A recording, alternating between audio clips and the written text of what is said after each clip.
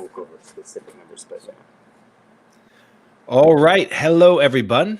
This is Tyler James with Comics Launch, and I am really excited. We have a special interview today. I'm welcoming the Eisner, Harvey, and Eagle award-winning comic creator, writer, and artist who is best known as a co-creator and artist on The Powers, which is the series he did with Brian Michael Bendis. His other work includes Victories, Mice Templar, Avengers, United States of Murder, Inc., Synergy, and a nice run on Thor. And he's currently working on an ongoing quarterly series, The After Realm, which is funded on Kickstarter and published by Image Comics. So, of course, I'm talking about Michael Avon Oeming. Welcome, Mike. Hey, Tyler. How's it going, man? Awesome. And I'm also we're also joined by Mike's wife and collaborator and talented artist and colorist in her own right, who colors the After Realm. Taki, welcome as well. Thank you. So I mentioned this to Mike in our sort of pre-chat, but this is a really cool honor for me to be chatting with you. Part of every creator, I think, has their own comics origin story, and for me, like, there's a couple like pivotal moments that sort of got me going and then back into comics. And when I was about 25 years old, I took a comic script writing course, and one of the texts was Powers, and I hadn't been sort of in the comic shop for about almost 5 years at that point. And I'm like, whoa, like what that blew my mind that like, oh, this is what they're doing in comics now. And so that really got me going. And then, so thank you for that. And then also, Thank you. in 2011, you guys put out a book called Takio, which at the time, it was a book that I tried to use to get my stepdaughter into comics. Now, it didn't take, but she absolutely loved Takio. And so she was the perfect age for that all ages book that you and Brian Bendis did as well. And so again, Wow. thanks for the great work that you put out over the years. Thank you so much. I appreciate it. And hearing that, what you said about Powers kind of helped bring you back into comics. Yeah. It is literally my favorite thing to hear, because it sucks when people give up on the genre, and there's tons of reasons for that to happen. So when I hear that, it means more to me than I'm a fan or I like your stuff or whatever. Like, hearing that I was a small part of helping somebody get back into the genre is it's the best. So yeah. Thank you. Yeah, not a problem. Well, this is going to be a good chat because you guys are actually, you're in the middle of it right now. You've got a project that's live on Kickstarter, and we're going to talk all about that. But given the crazy state of affairs of the world today, I just wanted to check in and see how you all are holding up in sort of like this new abnormal for 2020, and then also, because I don't, it's actually like the full-time comic artist is actually someone that I haven't had a ton of those on the Comic Launch podcast. It tends to be writers that are out there sort of doing the hustling because artists are too busy at the pages to like at the table doing work. And so I would just love to hear like what's a typical day like for you guys, and what's changed, what hasn't, and how are things going? White knuckling. Yeah. Kind of. Yeah, kind of like it's, we have a studio in the house. So luckily when the pandemic hit, our lifestyle really hasn't changed too much, but everything else has. So of course, it affects everything, our mood, to how we do anything really. Yeah. So yeah. My original joke, and it still actually kind of stands really, was that I wish the pandemic would be over so I could get out 2 or 3 times a month, because that's literally how we live. Like, another Kickstarter guy who really was a big influence for me, the reason that I started doing Kickstarter, was our friend David Walker. Mm-hmm. And we would get together for coffee like twice a month, and I'd go over to Brian's house like once or twice a month, and that was pretty much it, because the rest of our life is just working. And I don't say that in a way that's like, oh, poor us, we're working. Like, it is a choice. We work 7 days a week. I take a break when it just catches up to me, and I'm like, oh man, I'm on less than E. Like, I'm not getting anything done, and I'll nap in the middle of the day or something, or just take a day to clean and do chores and recoup. But generally, it's 7 days a week. We usually get up at like 7 in the morning. We have a very long breakfast. That's kind of our time, really, throughout the whole day.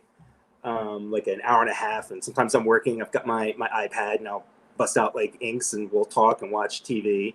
Yeah. That's where we do most of our communicating. I saw this picture on your Kickstarter page of is that the how it goes? You guys sort of share the office and working right next to each other?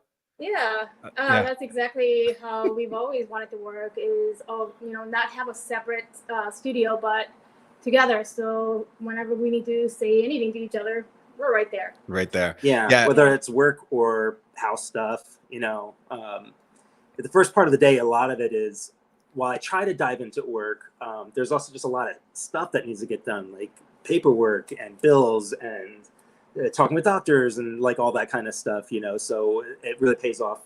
Luckily that we're right there in the same space. Yeah. And we like each other. We enjoy each other's company. She's right. And we're the type, we don't necessarily need time away from each other. Not that there's anything wrong with that, but we just happen to be the type who we don't necessarily need that quiet moment to live a good life.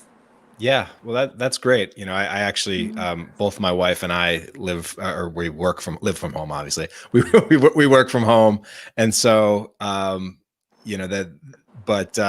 it's funny how I'm pointed one direction, she's pointed another direction, and we can literally work for like 6 hours and just be in our own zone, and that's fine. It's how it goes. Yeah, that's what I'm talking about. That morning talk, we talk then, and then we can literally go hours and hours without really communicating. Even though we're in the same room, and Mm-hmm. And we like to be alone together, is what I like to say. It definitely works. And how about conventions? Now, were conventions a big part of sort of your overall world, and has the loss of them affected you guys in a major way, or have you sort of gotten out of the convention scene? Or no, we haven't really done much conventions. Probably in the last 10 years. Well, 5 to 10 years. It's just busyness and health, and I've been chronically ill, and so even that really hasn't changed much for us, at least. But just seeing the difference it makes in the industry itself is hard to watch. It's hard to watch for friends who really do depend on that, on a lot of their income. I mean, I know there are creators that are road warriors and 30, 40, 50 shows a year, and that's where they make almost the majority of their income. When you're young and you don't have quite the amount of bills or financial responsibility. We own a house now, so that changes your landscape. But when you're young and you're hustling and you have the ability to go places, there's that age range where convention money really is a big part of your income, and it's I think about that all the time. And upside, there's been a lot of upsides to this stuff. I didn't do a lot of podcasts and interviews, even though I wasn't still doing cons. I still just liked being a hermit. With these changes came this sort of new appreciation of interviews and interacting with people again. And then seeing the new platforms like using StreamYard, and not just phone conversations and stuff, but it's just more interactive now than it ever was before, and more people are paying attention to it. So the upside is now I'm being much less a hermit than I was before, and doing stuff like this and enjoying it. It's very cool. With a couple of clicks, you can just be talking to anyone anywhere, and then be watched by everyone everywhere if they need to. Well, I've got a bunch of questions that I just want to dive in and ask, but I'll also say that since we are taking advantage of the power of streaming, and we're streaming over multiple channels, including Facebook and YouTube, if there are questions from your fans or anyone that wants to talk Kickstarter, crowdfunding, mainstream comics, indie comics, this is going to be a great conversation for everyone there. And so I think one of the upsides of this whole crazy thing is that everyone's online, and traffic on a lot of sites like Kickstarter have actually gone up. And so for a lot of the creators that I work with, and a lot of and some of what I've seen, like, campaigns are, for the creators that are brave enough to launch, campaigns are actually doing as good or better than pre-COVID, which is pretty a good thing, especially as so many other channels have been adversely affected. Let's talk about the project that you both have live on Kickstarter right now. This is a book that you've been working on for a while now. I mean, it comes across, and you were nice enough to hook me up with some review copies of to get me caught up. But it kind of feels like, and you can correct me if I'm wrong, this is a project and a story that's been rolling around in your head for a long time, and and you're pulling from a whole lifetime of influences. But for those of us that haven't checked out the After Realm yet, what's it all about, and where are we at with the series, and what you want to do with it? Sure. Yeah. So the concept is after Ragnarok, the end of the world. It's a subject I've written quite a bit about. In this world, Ragnarok and all the different apocalypses from different cultures and mythologies all happen cosmically at the same time. And of all the creatures that we know of so far, the elves were the only ones who were able to fully kind of hide in their own little pocket universe as time and space was just destroyed. And so like 1,000 years later, the elves start to train rangers to go out into the world to remap it, to find what's left of it, what happened to the old gods, what new threats are out there. So Una, the first 2 issues are hers as a young child, and we spend a good amount of time with her in her childhood for those first 2 issues, learning to become a ranger and making mistakes, and just being a young kid, and it's a lot of fun. And she's ultimately trying to reunite with her best friend who she was separated from at the beginning of the apocalypse. And then where the series goes is she's going to find out that the maps that she's making are incredibly valuable and dangerous. So you have powerful beings who are going to get word that there's somebody who knows how to jump in between these broken realities and times, and that they have a map. So they're going to start coming after her. She's going to start finding that there's allies who might be using or wanting to use the map in different ways as well. So she's going, but at the same time, she realizes she can't just destroy the maps and not have them exist, because there are people living and creatures living in these other broken parts of reality who need help. They're barely surviving because there's not much sun, and there's natural catastrophes, and there's these things from other times and other dimensions crashing in on them. So she wants to find a way to help people, but the very thing that may help people might create another apocalypse of some sort. So that's the basic concept of it. And then the world itself is just peppered, like you said. It really is everything from my childhood, all my childhood influences, everything from innocuous things like my aunt, who makes she's not innocuous, but I mean, I wrote her in as a spirit guide because I figured, well, it's the end of the world, and my aunt really lived, and if this is all times and places all split up, then my aunt shows up as a spirit guide, and she has her magic coffee and a cigarette. So little things like that, homages to Time Bandits. The whole map thing is obviously from there. Thunder the Barbarian as a kid was a big influence. Dungeons and Dragons, video games. So all these little bits and pieces, and what I'm trying to do is not pepper it with pop culture for the sake of pop culture. Like, I don't believe that in that. But in this world, it's all meant to be from my subconscious, my like 10-year-old self, basically. So all the influences and story directions all kind of come from that point of view. So, I think there's a lot of fun for anybody who's both my age and frankly not my age, because I'm trying to also be conscious that this should be open to anybody, and it's not dependent on being 47-year-old man from New Jersey, Yeah, I mean, so this is a project that you're calling it the After Realm Quarterly, and this is sort of like you're sort of having a unique situation where this is a book where you do have a publisher set up, but you're also using Kickstarter, and I think we're seeing more and more creators that even creators that are going on Image Comics or using them for publishing. You're sort of doing a blended model there. Can you talk about sort of how you first decided, okay, let's try to find a way to do this with Kickstarter, and then what how you see the publishing and the direct market piece and the Kickstarter piece all sort of working together and hopefully making each other stronger. Pardon me. Well, after seeing my two close friends do Kickstarter projects, it's David Walker and Mike Hawthorne, and watching the joy that they actually had, the frustrations too, right? But there was like this joy and like this ability to truly own outright everything that you're doing, and that extra connection to the audience, which is much deeper than you get on, like, say, social media platforms and stuff. I knew this was something that I wanted to do, and I had this project, The After Realm.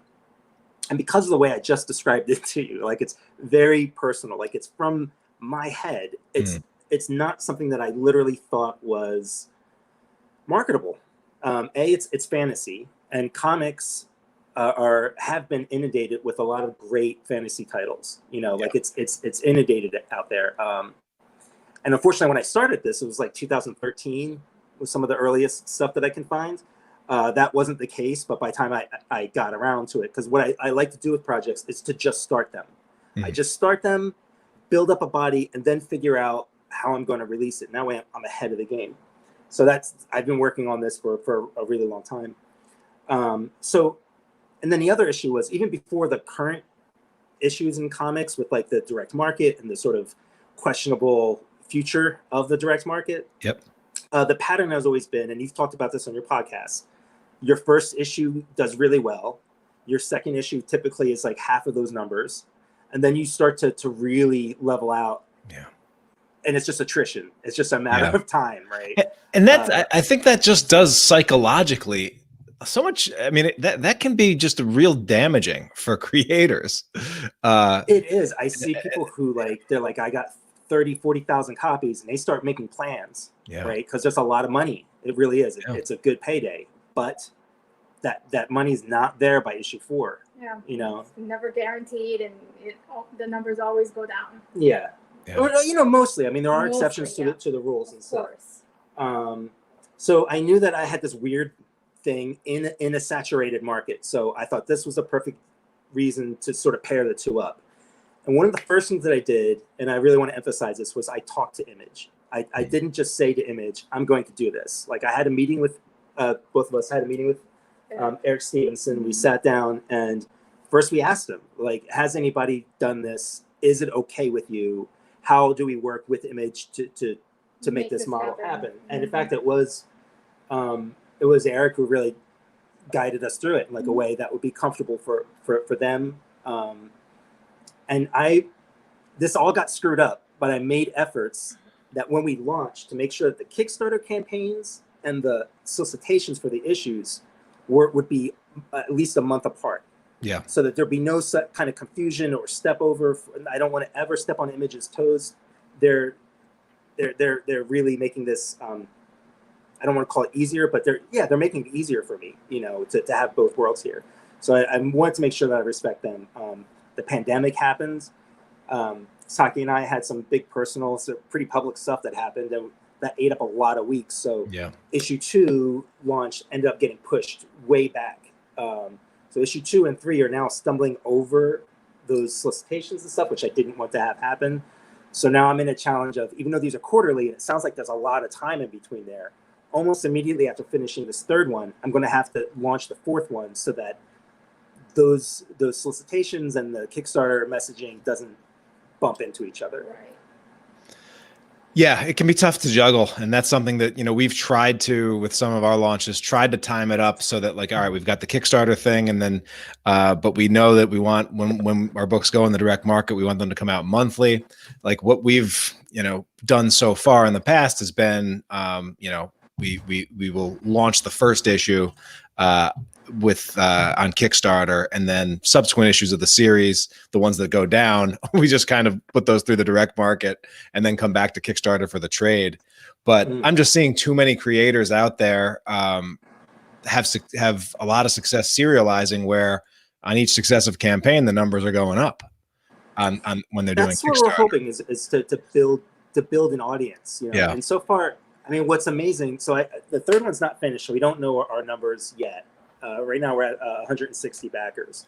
Our first two were at 180 and then 181. I gained one reader, but we haven't lost anything. Yeah. And that doesn't, in the direct market, you always dip down, or pretty much always dip down. So one of the things I loved was like, holy crap, like, and this was a mental stumbling block for me to get over. And it's one of the reasons why I didn't want to do my first Kickstarter alone. I'm used to a certain audience in the direct market. And I don't know how many of them pay attention to Kickstarter. They are different audiences.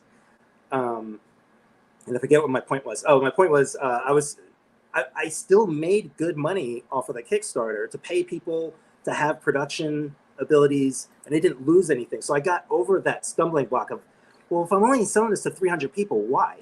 You know, that was my initial question, because I'm used to, even if larger number. Yeah, I'm used to a lot of people seeing it. I'm used to sharing. I want to share it with as many people as possible. But the experience that I've had has been that I have 280 readers.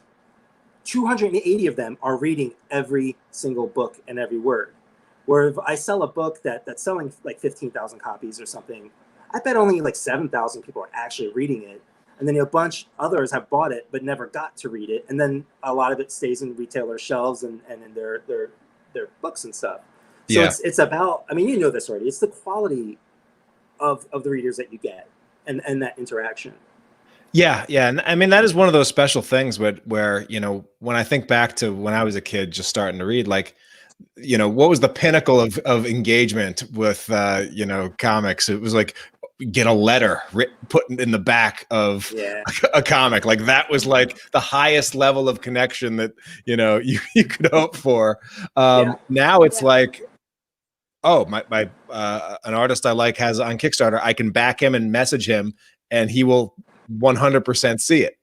And and it's just, that's a very cool thing that I think it's a great time to be in. And for us, that, you know, it's even like, I think so many creators I know that, you know, get started with their emails and they, like, I help a lot of creators, like, just know that let's build an email list. Let's have communications with our fans. And it's always surprising for them when they finally actually do hear back from fans and readers and get you know, long stuff, or even just a quick, love this book and here's a picture of me with it. Like that can keep you going for a week, you know, in terms of just in terms of keeping you going.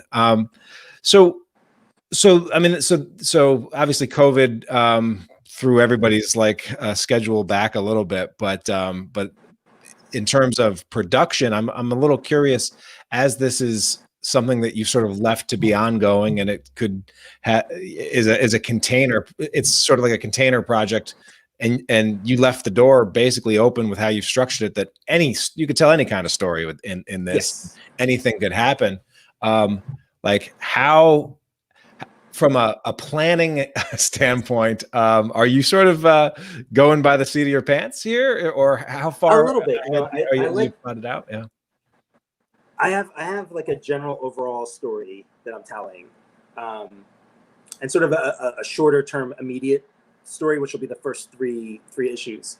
But you know, I like this analogy that I heard George R.R. Martin say. He says some writers are architects, some writers are gardeners. You know, like the architect things where you plan everything out, like you look at your story structure and your character arcs and you build that in a very specific way.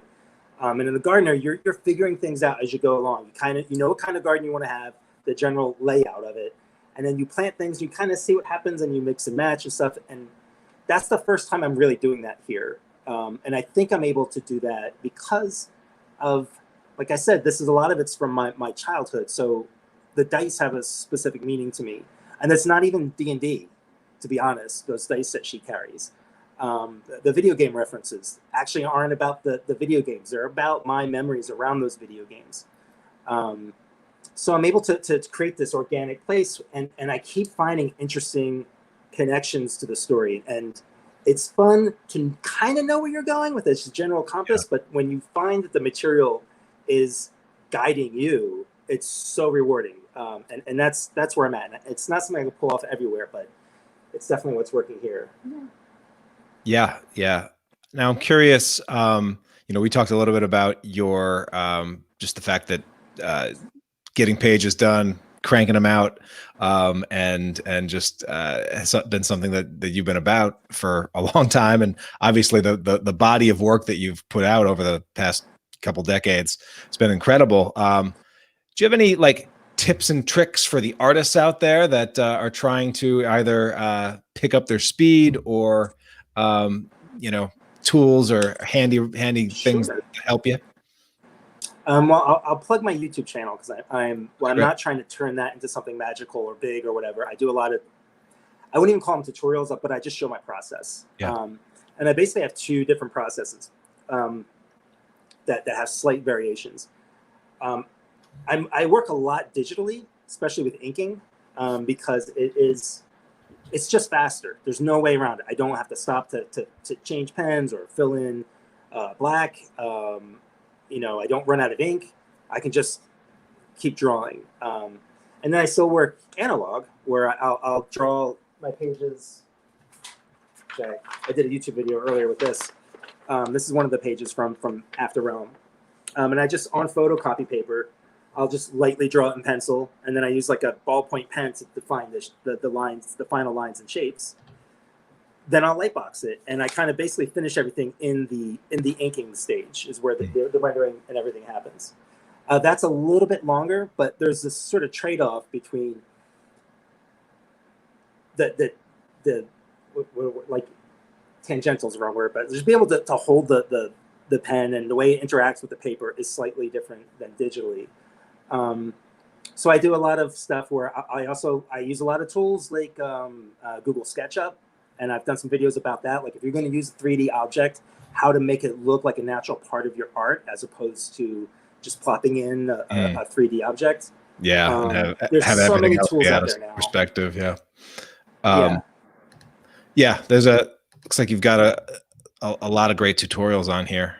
So for the artists we'll link this up in the show notes as well. On the other thing is just don't use a lot of lines. Draw cartoony with not a lot of lines. That kind of helps. Yeah. I work with Joe Mulvey on his book Wailing Blade, and he's funny because he uses all the lines. Yeah. and he's got a group of artists that he will share stuff with in a little back channel, and they all just like laugh at him like, you designed that yourself for your own book? Yeah. You are nuts because you're going to draw that 100 times every issue. And the one other real tip to give is like kind of the Nike thing is to just do it. Like sometimes you'll sit down and you don't have the energy to draw, or you're being distracted, and it just takes a mental fortitude to just push through that and just start writing or drawing. And if it's bad, well, if it's in your penciling layout stage, you just get another piece of paper, but if you don't start, you won't finish. So, and that's something that I learned when my son was born way back in 1996. I had like 2 hours a day to draw, maybe, so I had to get rid of like the warm up, or like this idea of like watching a television show or finding that magazine that would get me artistically going. Like I had a small window of time. And people with real jobs out there, they work 9 to 5 and they come back home and they work a couple hours at night. They know this, right? Yeah. That's just the way to do it, man. You just sometimes you just have to force yourself to start working. And it might not be your best, but the worst thing that happens is you toss it out. You erase some lines and you rework it. And if you only get one panel done, that's better than getting nothing done. Yeah. Now, for the two of you working together and Taki coloring Mike's stuff, at this point, is that your bucket and him, or is he micromanaging you and telling you no, and then you guys having a little back and forth on that, or how's that relationship going? Does this lead to fights outside of the office? We work so seamlessly. It's a little bit unfair to talk about. We're gross. Yeah, we are. When it comes to our own work, we don't really have an ego. So if he has any notes, and I'll just do it. And I Yeah. have no ego to tell me like he's wrong, I'm doing the right thing. No, I'll just do it, you know. And that's how we worked when we wrote stories together. Rapture and synergy. Yeah, Rapture and Synergy, and yeah, there was just literally no ego. So there wasn't like a moment of like, oh, do I say anything? Maybe I should just leave it like this. Yeah, it was. And it's funny because if she asked me, why did you leave the light on in the hallway? Then I'll get defensive, right? And I'm thinking, what the fuck does that mean, right? What does she mean by that? But when it comes but to why? but when it comes to story, when it comes to writing and the coloring, there's zero defensiveness or ego. It's just about like what works best. Yeah. Yeah. And we trust each other. That's really important too. We trust each other that we both have a unique point of view that can elevate the other. So, yeah. I'm curious, you know, you're someone that has obviously drawn plenty of scripts, or drawn from plenty of scripts of others. Obviously, long time working with Brian Bendis. Like, do you fully script out your or the After Realm, or do you like in advance, or is it a little bit looser? Because I know some of the scene. Yeah. Okay. So some scenes I'll have, and again, in the last YouTube video I did, although it was live and I can't even find it now because I'm old, so I don't know how technology works. I was showing my script and stuff, and yeah, some pages have panel descriptions. Others I can see so clearly in my head, it's almost nothing is written down. Just very vague things like Una's holding the dice. The dice begin to glow. She opens up her hands. The dice tell her where to go. Like that's the whole script of that page. Others, I'll write everything out. I do prefer, if I have the time and energy, to write a full script for myself as if I'm a stranger, because then I can't ever lose track of what I meant, which happens sometimes. I'll look at a note and I'm like, I don't know what that means. So the perfect world was that the Seinfeld episode where he wrote down a joke that was brilliant in the middle of the night, and then he wakes up and except I'm doing that fully awake and I don't know what I meant. So no excuse. and that's fun. I mean, I like discovering. I don't have a preference. Like I like a full script. I also like the Marvel style script, and for myself, it'll just go back and forth. Yeah, and it was funny when I was just reading the After Realm. I'm like, this seems familiar in the full presentation to it, and then I saw Sean Lee is the letterer on there. Yeah, Sean's amazing. Yeah, Sean does letters for Sync, which is one of our books, excellent. And so like it just felt familiar, and it adds a nice polish. But obviously you need a. It's weird how you can subtly like pick up on stuff like that, but also, you know, you've got to get Sean something that he can actually letter, right? So you got to have it down in some form. You have a great eye, man, to be able to recognize Sean's style. And real quick, let me just point out both Sean and Jeff McCumsey is you know him from my. Brain is going on Fritz right now. Fubar, Mother Russia. Yeah, Jeff's been on. He was like on one of the first episodes of the Comics Launch podcast way back when. I think he had told me about your podcast as well. So he's helped me with designing and fulfillment and stuff. So he's been a real guide for us through all of this. Yeah. And then there's Sean. Like we neither of us have any technical capabilities. Like we could barely make a PDF. I couldn't change a PDF or really know how to do anything with it. I could barely make one. So besides the design, the actual lettering, like he will design the pages. The inside of the cover, I'll ask him, like I want it to feel like a D&D map page, so you can see. So like he came up on the first issue here. So our credit pages, right? They're just in that kind of D&D map style. And that's all Sean. You know, Sean did all the design work on this. So without a great letterer like him and a great partner like Jeff, we couldn't get through this. No, not at all. Yeah. Not even a little. Yeah. Well, that's the best part about comics, everybody you come together, you assemble your team, and you can do good things.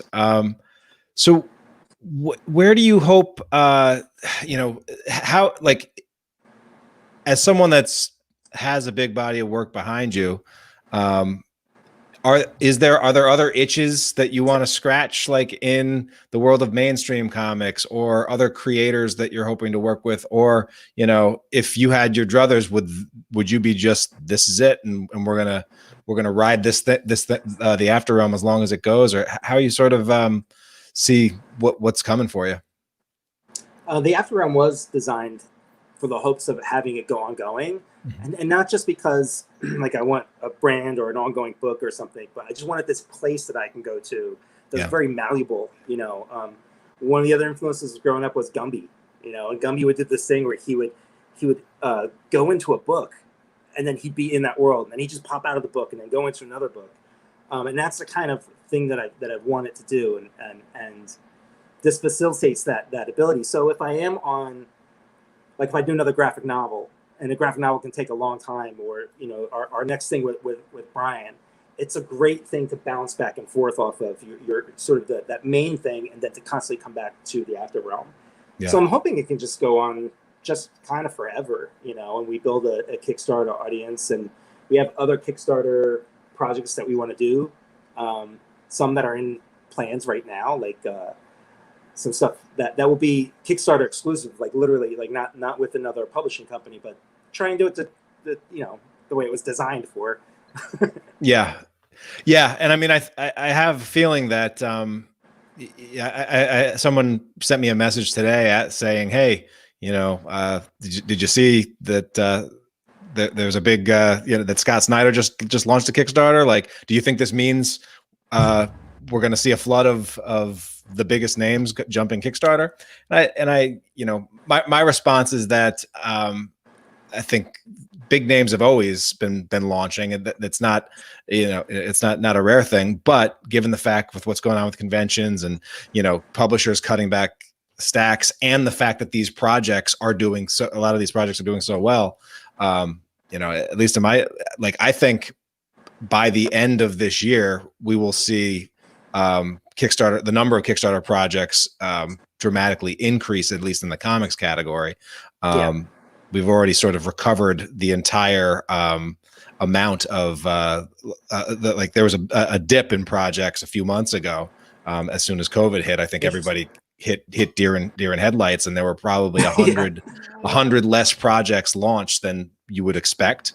But at this point, we're actually back to where we should be, and I think it's only going to go up from here, because it's sort of the strongest game in town right now. Yeah, it'll be interesting to see how other creators handle it, though. Like, my thought is it's going to be a lot of like sort of special projects. There's not going to be too many that make a transition to just doing Kickstarter as a way of life, because we're lucky that we live in the same household.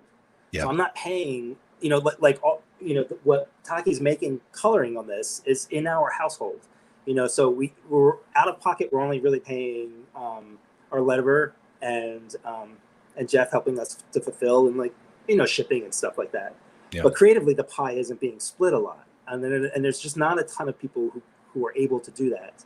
The other problem challenge will be in comics. If I draw 6 pages this week, I'll see that check next week.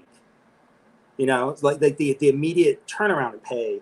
Right. It's completely different here. The amount of time it takes to build your audience, to build your and your page, to do the work and send it out. Like, even doing it quarterly, and this is something that would be great to talk to you about and your audience. I've heard talks of monthly comics on Kickstarter, and I did my research. I couldn't find them. But it fascinates me. I'm like, well, how do you do that? How is that even possible? Because it's hard doing these quarterly things. They keep sneaking up on you. It's a lot. It's a lot of momentum, right? Yeah. You have to have a very editorial lifestyle in order to pull that off, and we're not. It's hard. We're not super editorial. It's gotten easier as it's gone on, but I had my doubts during the second one. I was just like, this is so much work. I don't know if this is quote worth it or whatever. But it seemed that I didn't lose anybody, and seeing I still made a profit, like, Yeah. wow, this does make sense. And I think that's why Kickstarter is one of the interesting things about it is it's so malleable for whatever model you want to do. And listening to your podcast, I'm hearing more and more stories like the White Ash guys and the Something Beasts. Yeah. Listen, Curtis how Glow, they're putting out regular books. And I want to figure that out too. I would actually like to be able, if I could figure out how to do a monthly Kickstarter book, I'd do it. Yeah, absolutely. Yeah, After Realm was actually our first foray into Kickstarter. Like, it was our testing rabbit. It was a test, yeah. Yeah. So now that we know a little bit more, I think we feel a little bit more comfortable with the idea and like know that like we can handle it. Yeah. And I'm excited, like I said, to do something like a graphic novel or something that's specifically made for Kickstarter the way it was intended, to see how that goes. Yeah. It's it really is the kind of platform where you get to make up most of the rules, and a lot of creators like still have like these you can't use Kickstarter for this, but it only has to be that. And it's like, actually, the rules are pretty simple, and you got to make it work for you. Yeah. Question came in from speaking of, we mentioned his ears must have been burning. I mentioned Joe Mulvey, artist of Wailing Blade and the upcoming Happy Hill. But he said, is there any genre that you haven't worked in yet, separately or together, that you're interested in? He said the first thing that comes to his mind is a romance or a relationship story. Since you're a creative couple, would you do something like that? Or are there other genres that you want to dig into? We kind of did. I mean, the two books we did together were... Yeah, we tackled romance or a breakup story during the apocalypse, and... that was in Rapture. That was in Rapture, and the other one wasn't. Well, yeah, it was romance as well as like a father and daughter story of monster fighters. So, and that was Synergy, which was also through Image. Yeah. Yeah. So yeah, we tackled romance for sure, and that's our natural inclination to go when we do like work together and build a story together. We usually end up going the romantic way because, we do have some comedy stuff that we're working on. Yeah. And the other genre that I really, really want to do is like journalism comics. Some of my favorite writers, good friend of mine actually, is Douglas Rushkoff. And I want to take some of his books and articles and just illustrate them. Sort of like we did when Taki was diagnosed with multiple sclerosis, and we did a thing with Heroes Initiative, where I just drew out our experience, and that was as close experience of getting diagnosed, and that was as close as I got to like a journalism comic. But I would love to do something like that, or John Ronson's work. I love his stuff. He did the Monasteric Goats and the Psychopath Tests. I'd like to do some journalism comics as well. Yeah, that's awesome. And it really is that there's a lot of like the comic book history of comics, and I see stuff that's out there. It's just like, and I know that John Lewis graphic novel that is like, comics is it even reminds me how much of a medium that comics can be. And like Tom Scololi just did a Jack Kirby comic. Like a biography, which I haven't seen yet, and I'm dying to check that out. I love biography comics too, so that would be fun. Nice. Yeah. So I'm curious, like with the Kickstarter now, you're sort of in the fun stage, or sometimes it's fun, but fully funded and a lot of time on the clock. But this is also the time when Kickstarter campaigns tend to slow down a little bit. So I'm wondering, what are you doing to just keep the energy going for the next 18 days? And is there any certain aspects of Kickstarter that you're still like, haven't quite cracked this code or that code yet? I'm curious. This is the really interesting part, right? Because you know what to do, and you know what you're supposed to do when you launch. You know what you're supposed to do when you end, in a broad sense, right? Yeah. But this is really interesting, and I was excited to talk to you about this because not only has it been a learning curve for me, but listening to others, and I know new people are looking to get into Kickstarter, and this is a weird spot. You know, I was funded in like a week, actually just under a week, which was great and affirming. And then it kind of levels off during this time period. So some of the things we're going to do is we'll introduce some new tiers.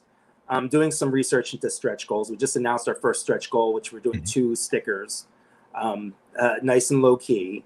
And then I have some other things we're interested in doing, which will garner some more attention. A friend of ours, Rob Riley, if you scroll down just a little bit, you see that GIF of right there, go up a little bit. It's the second image. Oh yeah. So he created this GIF image for us of the you know, calling on the video game and stuff. So we're going to find other ways to add to the page. We'll add a little bit more rewards. The other interesting thing, and I hear this question on your podcast all the time, is about how often do you tweet or social media post about it? Yeah. And one of the things that I've learned, and I keep learning, is you can't do too much. Everybody's afraid of pissing people off or being an irritant. And if that happens, worst case scenario, somebody's going to mute you or maybe stop following you. And if you have 10 followers, even losing one's not a big deal because you're at the beginning of it. You know, if you have a lot of followers and you piss off more people, because that everything gets bigger the more followers you have. And I have roughly 23,000 on Twitter. Nobody's ever complained to me that you're posting too much. And what actually happens is it ends and people are telling me, "Oh, I missed it." I'm like, how did you miss it? That's all I talked about. Yeah, like during, like I for one of the tools that I use for Instagram is called later.com. And it's a tool which you can create a queue. So you can line up your whole week of tweets. Same way with TweetDeck. Yep.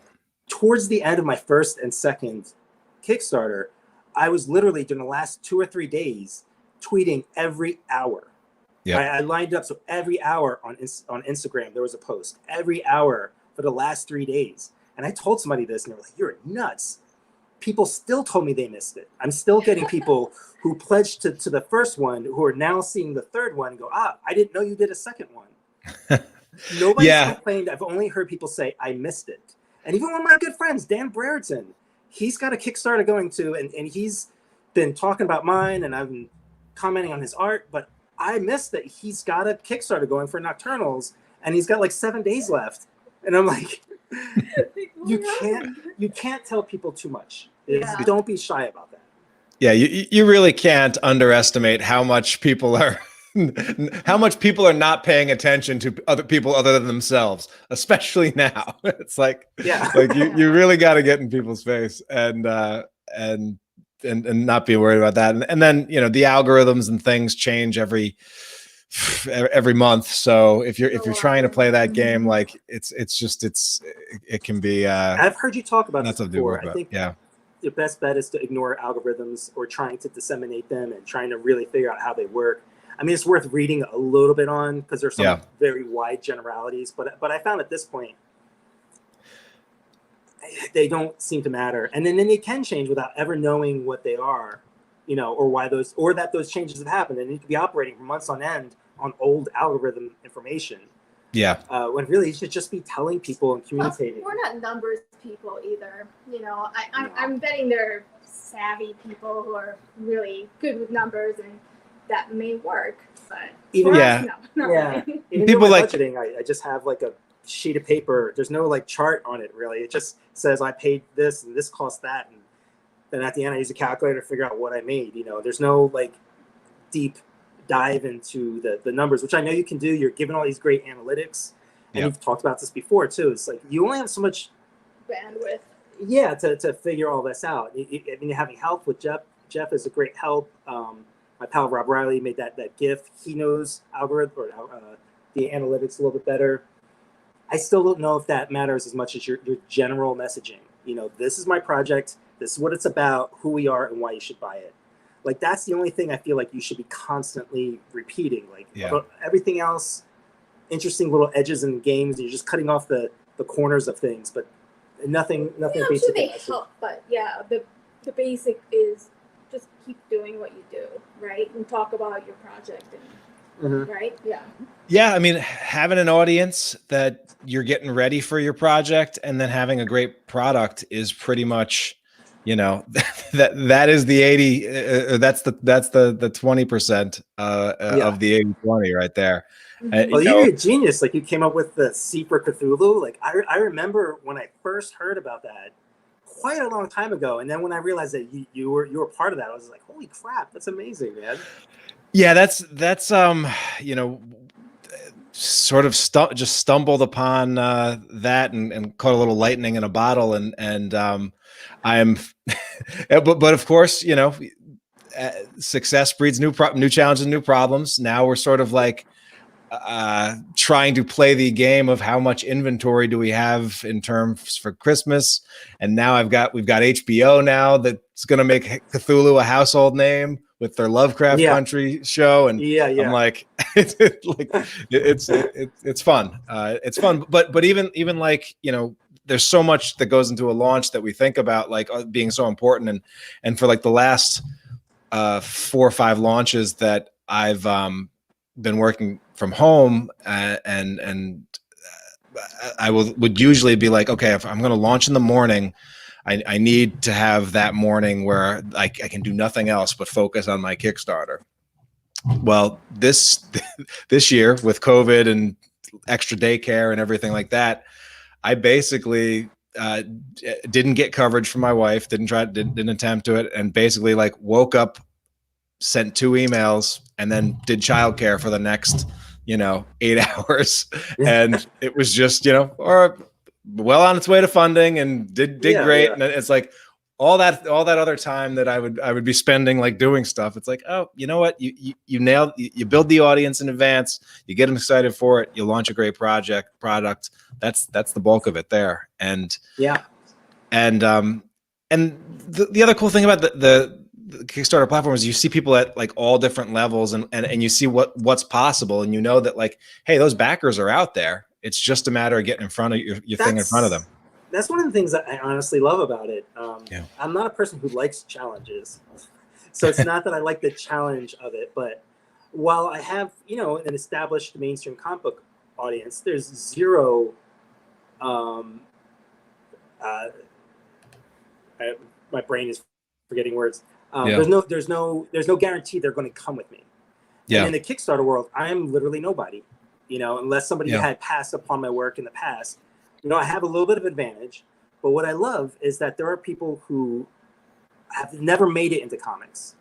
And they're killing it in Kickstarter, I also love the way that's kind of the way all the crowdfunding came about. It was people who couldn't, a lot of people who couldn't get past the gatekeepers, or just didn't want to deal with the industry the way it was presented to them, or they weren't represented at all in the industry, or the stories that they wanted to tell weren't represented in the industry, and they made it happen themselves. And then I find it ironic that it's old guys like me who are now turning around and looking at the youth of the other trailblazers. Because I was a trailblazer my own way, way back in the day. I did some of the earliest web comics. I did black and white stuff. I just crawled my way up through the mud of what is now the established comics. But now that is the established scene and stuff. And it's fun to look at younger people who are like, they broke a code and now I'm following it. They built, it's a great circle, and I love it. And it's why I got into comics and creator-owned stuff in the first place. It feels like a second wave of being a creator-owned again. Yeah, and I'm a big fan of creators, like especially when you're in the middle of a launch, playing up to your own strengths. Like I look at one of your strengths is you're a fast artist. A strategy that I would be doing, especially during this lull, is I would be looking at I'd be hopping on Kickstarter, looking at some other projects that were crushing it, doing a quick warm-up sketch of some of those characters, and just messaging those creators saying, "You're doing awesome. Here's this thing." That's great. I shared this with, and I shared your project with my backers. Here's a link. Here's a link to it. And I love the sketch idea, so I'm going to steal that. I have been contacting other creators, especially people who are doing books or serialized stuff. And And on my page, I also started building this sort of like friends of this Kickstarter, like people who are literal friends who have Kickstarters that have nothing to do with what I'm doing, or just people that I see that are doing other fantasy books or things that fit in the same realm. And then I'm just linking it down at the bottom. Yep. And I don't expect it to be reciprocated or anything, but I think that kind of goodwill helps build. Oh, it definitely does. And you know, what I'm seeing a lot though, or just a lot is, a lot of the projects that will blow up in my feed are projects that, hey, if 2 or 3 creators with Kickstarter audiences start backing your project, all of a sudden everybody that follows their Kickstarter accounts gets notified by it, and it becomes this ecosystem. And it's so, this great system of support. And there's no fight like in mainstream comics. There's only so much space on the shelves. And I don't carry this, but I know there's a lot of people who have this sort of weird competition about how much air is in the room in a comic book store. It doesn't feel like that in Kickstarter. Like if I see somebody doing like $100,000 or something, I don't question, how the hell did that happen? Like, I know how it happened. They built an audience. Yeah. And it doesn't take away from anything else or anybody else. Like when I see the other big names like Scott Snyder launching his thing, I only see it as a good thing. I don't see that as he's sucking the air out of the room and there's where all the mainstream guys are going to come here and take over. Well, guess what? Kickstarter doesn't care that you wrote Batman. You know, most of that audience that he has is his audience. You know, like he still has to prove himself to a whole other audience. Which he already did. Which he already did, and it's great. Yeah, it's great. and you know, Kickstarter gives you a page that's sort of that, you know, whether you are an industry veteran or this is your very first book of your very first launch for a mini comic, you get the same setup, same page, and the same shot at getting promoted by Kickstarter. And it's awesome that you guys got the Project We Love tag as well. So a little bit of extra, love there as well. That was super affirming. Like I said, I was worried about like, are we going to build an audience? Are we going to go anywhere? And keeping track of your numbers to see your backers and making sure like anytime a package, I shouldn't say it's too loud because I don't think anybody's going to purposely screw up their package, but like I'll send them something extra if it gets destroyed or it just never got there, you know, which happens. And especially now with this Michigash with the whole USPS, I don't even know. I don't know what this one's going to look like, you know. But I mean, it comes back to you in a good way, like all of your audience and stuff. Yeah, and as long as you stay communicative with your backers and you be real with them and give them updates, like there is a nice reservoir of goodwill that is in the Kickstarter community, and it's largely positive too. Like even, you know, there's so many places online. There are online places that are online where you can find negativity and everything. Oh but it's my whole career is to avoid that stuff. Yeah. It really is. And it's another thing, I was saying this to Taki earlier, one of the other things I really love with the Kickstarter is like literally everybody, for better or for worse, can just do what they want. Yep. And I'm not sensing a sort of weird social political kickback on whatever somebody's doing, because if they're doing it, they're not part of a company. The only people involved are the people who want to be involved, you know. So it's like, for better for worse, it's just you and your audience. And to me, that's just great, and it takes a lot of the friction out of the situation. Direct comics is full of a lot of just nonsense, whether it's ego or social stuff or whatever, you know. Yeah, and I mean it's puts the creator, you know, largely in charge of doing what they want, and as long as there's an audience for it, hey, let's make it happen. I was listening to your thing earlier, talking about like Shark Cop. This is what it's called, like Shark. It's like RoboCop as a shark. And, yeah. That's Ben Lacey's comic. I'm like, how could you pitch that to any company, right? There might be one or two that could take it, but it takes something like Kickstarter to give that a real, like it's full life of what it deserves to be. Like I heard that and I'm like, fuck yeah, I'm in.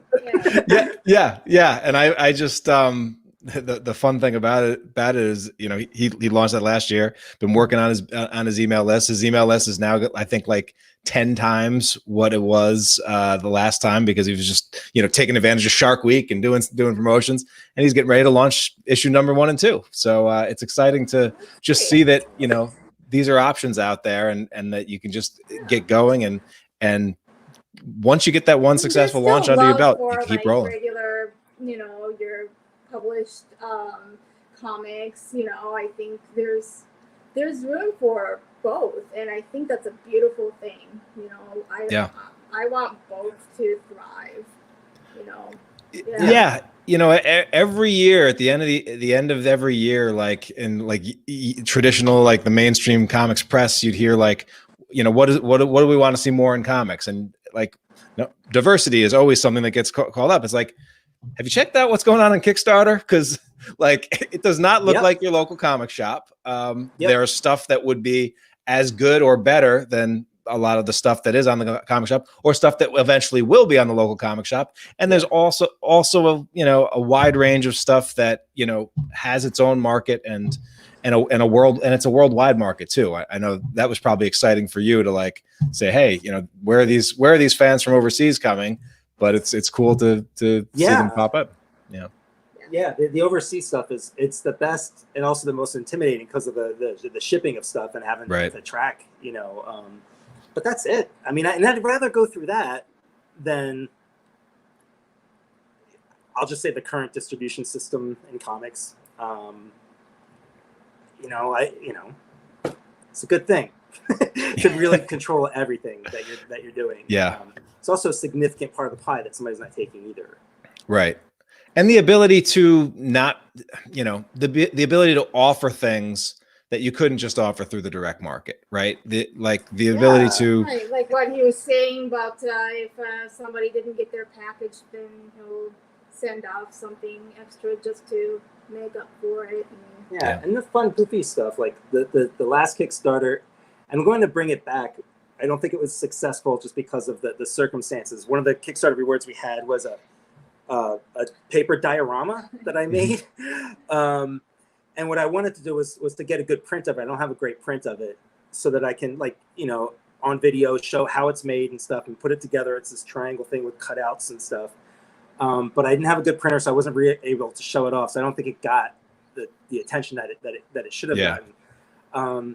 But just the idea that I can do that, like I can make this experiment. I'm going to take a paper mache thing that people can, paper cutout thing that people can make, and we'll see whether it flies or not. And like, it doesn't really cost that much, and it's fun. And if it doesn't work the first time, I'm going to try it again. And there's no like stopgap. There's no, you can't do that because of X, Y, and Z. Like, shipping is the only thing. It's the only real stopgap that you have. It's like shipping and time. Yeah. And you just experiment with crazy stuff. Yeah. That's that's one of the things that keeps it fresh for me. 20 launches in. It's like, what do I want to make? What would be cool to make? How do I put my printer through the paces and just get her like thinking outside the box as well, and diving deep into the. Go ahead. Multiple Kickstarters at the same time? Like running simultaneously? No, I had one that, because we have a couple different brands. We've got the graphic novel brand for Comics Tribe, and then the C is for Cthulhu brand. Like, those are like, I actually have two completely separate mailing lists and so I would conceivably launch campaigns with those going on at the same time, but we've tried to stagger the Comics Tribe launches, and then we've also shortened the length of our launches a little bit, just so that we could do more in a calendar year. Yeah, I'm interested in trying that at some point too, as a shorter campaign. Yeah, but I don't think I could do that until I have an audience. Yeah, I mean, what we found is that our shorter campaigns actually outperformed some of our longer campaigns without, and they're also just kind of nice on the. You don't get that lull and that dip as pronounced as possible. However, I do still see some campaigns that, like, they really do keep that momentum going and going. And we had a creator that, like, his campaign never really dropped. Like, it dropped momentum from day, from the opening, but throughout the campaign, it was very steady. And Kickstarter was like, they offered extensions due to COVID, and he was like, I'm making $1,000 a day, or $1,000, $1,500 a day. I'll take 7 more days of this. And he did. And his thing, you know, continued to shine. So it is an interesting thing when you can catch the right kind of promotion, the right kind of exposure and just keep it going. But that was also, I think, his like 25th launch. So 25 times is the charm there, Mike. So just stay at it. Well, hey, I'm going to let you guys go and get back to it. But I really do appreciate your time, and I enjoyed having this chat, and I hope we continue to stay in contact. And you know, I'm going to hook up all of our readers with checking where they can check out your stuff and your YouTube channel and everything. We'll make sure that everybody gets access to all of that. You're awesome, Thank you so much. Yeah, thanks so much, man. I really appreciate it, and thank you to just everything you do for the community. Like, you really do a lot. Like, there's so many lost people out there, and they stumble upon your channel and, you know, your guides and stuff, and it's super helpful, man. Well, hey, I really appreciate it, and you know, I think that's one of the best things about this community is that, you know, people, you know, by and large, we all want to see good comics and people having success making them, and you know, there's been a lot of what goes around definitely comes around. So I'm thrilled to just be able to make this connection, and you know, Awesome. Glad I did the podcast because I get to talk to some of the people that made comics that entertained me for years. So I really do appreciate you. So yeah, thank you so much for your time, everybody. Thanks for tuning in and watching this broadcast, and we can't wait to see what you all launch next. Take care. Hey.